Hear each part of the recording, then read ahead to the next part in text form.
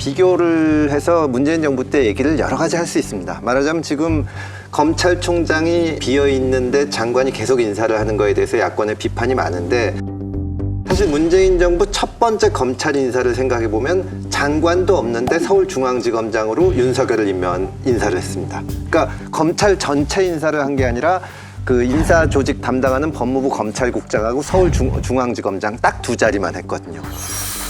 서울중앙지검 검사장 윤석열, 현 대전고검 검사. 문재인 대통령이 검찰 내 최고 요직으로 꼽히는 서울중앙지검장에 평검사인 윤석열 대전고검 검사를 임명했습니다.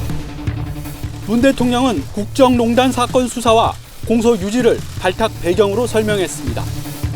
그 점을 확실하게 해낼 수 있는 책임자라고 그렇게 판단했습니다. 검사장 인사는 통상 법무부가 발표하지만 이례적으로 청와대가 직접 발표했습니다.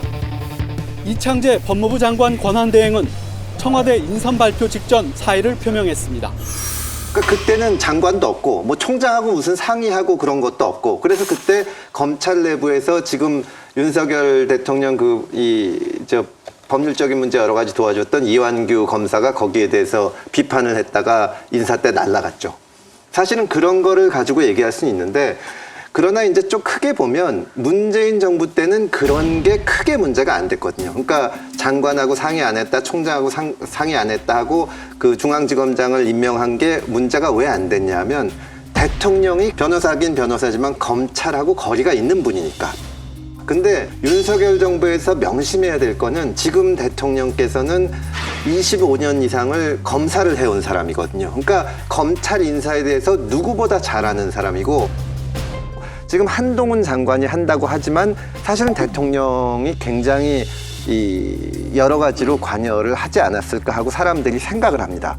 근데 심지어 검찰의 원로까지도 대통령에게 제가 알기로는 어떤 충고를 하냐면, 검찰 문제에 대해서 발언하지 마시라.